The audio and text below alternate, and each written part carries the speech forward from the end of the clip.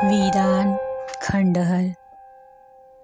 बात उन दिनों की है जब मैं कॉलेज स्टूडेंट था। अपने कॉलेज की ओर से हम सभी कैंप के लिए जंगल में गए थे। हालांकि ठंड बहुत थी, तो रात में हम सब ने पूरी रात जागकर कैंप फायर के साथ डांस करने, गाना आदि का प्रोग्राम तय किया। मुझे और सभी साथियों को कैंप फायर के लिए लकड़ियाँ इकट्ठा करने का भारी काम सौंपा गया। मैं निकला तो सबके साथ ही था, लेकिन जंगल की प्राकृतिक सुंदरता में भटकता हुआ अकेले ही बहुत दूर निकल गया। अचानक आसमान बादलों से भर गया और गरज के साथ बारिश होने लगी। बादलों के लगातार गरजने से मैं पेड़ के नीचे खड़ा रहना मुनासिब न समझा। आसपास किसी तरह घर की तलाश में मैं एक दिशा में भागने लगा। मुझे कुछ ही दूरी पर एक लाल ईंटों से बनी शानदार बिल्डिंग नजर आई। बिल्डिंग रोशनी से पूरी नहाई हुई थी और उसमें ढेर सारे लोग हैं, ऐसा दूर से ही लग रहा था। मैं तेजी से भागते हुए उस बिल्डिंग में जा घुसा और सामने से आती हुई एक खूबसूरत नर्स से टकराते हुए बचा। नर्स ने मुझे घूर के देखते हुए कहा, बहुत अधिक भीग गए हो, सर्दी लग जाएगी। उधर बाईं ओर एक स्टोर रूम है, वहाँ जाकर जो भी मिले उससे कहना सिस्टर जूलिया ने दूसरे सूखे और साफ कपड़े मुझे देने को कहा है, वह तुम्हें कपड़ा दे देगा। मैं हक्का बक्का मुंह फाड़े सिस्टर जूलिया को देखता रहा। मुझे एकदम से यह समझ नहीं आया कि मैं क्या करूं। मेरी स्थिति देखकर सिस्टर जूलिया खिलखिलाकर हंस पड़ी और बोली, पहले तो तुम अपना मुंह बंद करो, वरना मुंह में मच्छर घुस जाएगा, और अब जाकर वैसा ही करो जैसा मैंने कहा है। मैं हल्के से हाँ में सर हिलाकर सिस्टर की बताई दिशा में चला गया। अभी कुछ ही कदम आगे चला होऊंगा कि मेरे कंधे पर किसी ने हाथ रखा। मैं चौंक कर पीछे मुड़ा और अपने सामने आर्मी की वर्दी में एक युवक को खड़ा मुस्कुराता पाया। मेरे चेहरे पर आश्चर्य का बादल अपना घर बना चुका था, जिसे देखते ही उस युवक को हंसी आ गई। उसने धीमे किंतु डरावनी आवाज में कहा, मैं कैप्टन विनोद हूँ और हमारे देश की आर्मी का हॉस्पिटल है ये। कैप्टन विनोद की बातों ने मुझे आश्चर्यचकित किया। मैं अब धीरे धीरे सामान्य हो गया और मैंने कैप्टन विनोद को सिस्टर जूलिया की बात कही, जिसे सुनकर कैप्टन विनोद के चेहरे पर रहस्यमयी मुस्कान फैल गई और वे बोले, तो सिस्टर जूलिया से तुम मिल चुके हो? जी, क्या मतलब है आपका? कुछ नहीं, चलो मैं तुम्हें सूखे कपड़े देता हूँ, चेंज कर लो, नहीं तो सच में सर्दी लग जाएगी। और मैं कैप्टन विनोद के पीछे पीछे चल पड़ा। कैप्टन विनोद के साथ मैं बड़े कमरे में पहुंच गया। कमरे के चारों ओर हरे रंग के पर्दे लगे हुए थे। एक ओर एक बड़ा सा बेड पड़ा हुआ था और उसके सामने एक सोफा था। बीच में एक टेबल था जिस पर 2 ग्लास, एक बड़ी बोतल ब्रांडी की और एक समाचार पत्र पड़ी हुई थी। कमरे के एक कोने में बड़ी सी अलमारी थी, जिसमें से कैप्टन विनोद ने एक आसमानी रंग का कुर्ता पैजामा निकालकर मुझे दिया और कमरे से लगे बाथरूम की ओर इशारा किया। मैं बाथरूम में कपड़े चेंज करने चला गया और बाथरूम से जैसे ही निकलने लगा, मेरी नज़र बाथरूम के एक दीवार पर पड़ी। वह खून के छींटों से भरी हुई थी। यह देखकर मैं घबरा गया और जल्दी से बाहर निकलने को मुड़ा कि मेरी बाथरूम में लगे आईने में नज़र पड़ी, जहां मैं खुद को देखकर चौंक गया। आईने में मेरा पूरा शरीर तो नज़र आ रहा था, लेकिन मेरे शरीर से मेरा सर गायब था। अब मुझे डर लगने लगा और मैं घबराकर बाथरूम से बाहर निकल गया। मुझे इस तरह घबराकर बाथरूम से बाहर निकलता हुआ देख कैप्टन ने हंसकर पूछा, क्या हुआ? अरे हाँ, मैंने तो तुम्हारा नाम ही नहीं पूछा। कहाँ जाओगे बाहर? इतनी तेज बारिश हो रही है। लेकिन तुम जाना क्यों चाहते हो अचानक?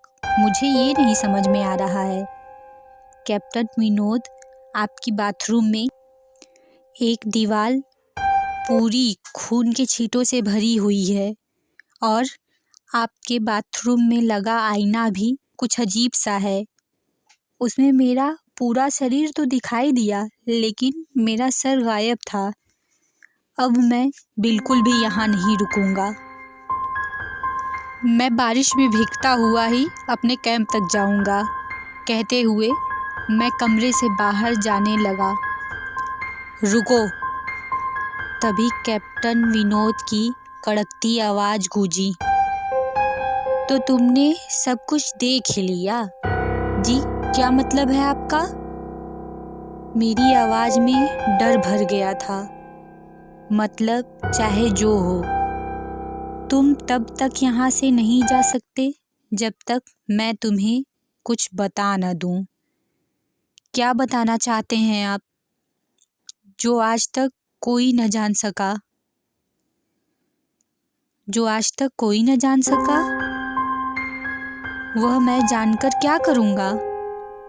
प्लीज़ अब आप मुझे यहाँ से जाने दीजिए। मैं डर से रुआसा सा हो गया था। नहीं, बिल्कुल भी नहीं। और तुम्हें मुझसे डरने की भी कोई ज़रूरत नहीं है। सैनिक सबकी रक्षा के लिए होते हैं। मैं भी तुम्हारी सुरक्षा ही कर रहा हूँ। कैप्टन विनोद के स्वर में कोमलता थी। आओ मेरे साथ, इस सोफे पर बैठ जाओ। मैं तुम्हें एक कहानी सुनाता हूँ। कहानी ख़त्म होते ही मैं तुम्हें तुम्हारे कैंप तक जीप से छोड़ आऊँगा। वैसे भी तुम अपने साथियों से काफ़ी आगे निकल आए हो। वहाँ तक तुम अब चलते हुए शायद ही पहुँच पाओ। कैप्टन विनोद के स्वर में न जाने कैसी भावुकता थी। मैं जाकर उनके बगल में बैठ गया। कैप्टन विनोद ने कहना शुरू किया, दुश्मनों ने धोखे से हमारे अस्पताल को अपना निशाना बनाया। दुश्मन देश के 2 सैनिक हमारे सैनिक के वेश में एक हमारे ही घायल सैनिक को लेकर आए। वह घायल था और हमारे देश की सेना ने उसे बहुत ढूंढा, लेकिन वह नहीं मिला था। शायद साजिश के तहत उसे घायल होते ही घुसपैठियों ने कहीं छुपा दिया था। अचानक अपने खोए सैनिक को अपने हॉस्पिटल में पाकर सभी बहुत खुश हो गए और बिना अधिक पड़ताल के हॉस्पिटल के गेस्ट रूम में घायल को लेकर आने वाले वेशधारियों को ठहरने की इजाज़त दे दी। अभी उस सैनिक का इलाज चल ही रहा था कि ज़ोरों का ब्लास्ट हुआ और पूरा हॉस्पिटल एक पल में खंडहर में तब्दील हो गया। लेकिन हॉस्पिटल तो अपनी शानदार स्थिति में खड़ा है। मेरी बातों को अनसुना कर कैप्टन विनोद ने अपनी बात जारी रखी। कोई नहीं बचा उस ब्लास्ट में।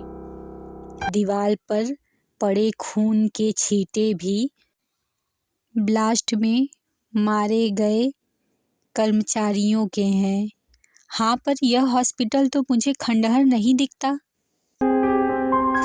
जवाब में कैप्टन विनोद के चेहरे पर रहस्य भरी मुस्कान फैल गई और उनका चेहरा अजीब से भावों से भर गया। मैं उनके चेहरे को देखकर अंदर से दहल गया। फिर भी मैंने हिम्मत करके पूछा, आप उस ब्लास्ट में कैसे बच गए? सुनते ही कैप्टन विनोद ठहाका लगाकर हंस पड़ा और मुझ पर एक भरपूर नज़र डालते हुए कहा, यह कहानी आज से मात्र 10 वर्ष पहले की है और मैं तो आज से 50 वर्ष पहले मर चुका हूँ। इसके आगे उन्होंने क्या कहा मुझे कुछ नहीं मालूम। चेहरे पर गीलेपन का एहसास जब काफ़ी हुआ तो मैं जैसे नींद से जागा। मुझे घेरे हुए मेरे सभी दोस्त, सहपाठी और टीचर खड़े थे। मेरी आँख खुलते ही मेरे सर ने कहा, थैंक गॉड तुम्हें होश आ गया। मैंने सोचा, तो क्या मैं बेहोश था? हाँ, तुम जंगल में जाने कहाँ भटक गए थे। जब सभी लौट आए और तुम नहीं आए तो हम सभी मिलकर तुम्हें ढूंढने निकल गए। काफ़ी दूर जाने के बाद हमने एक जीप आती देखा जिसमें एक आर्मी मैन तुम्हें पीछे की सीट पर सुलाए हुए हमारे कैंप को ढूंढता हुआ आ रहा था।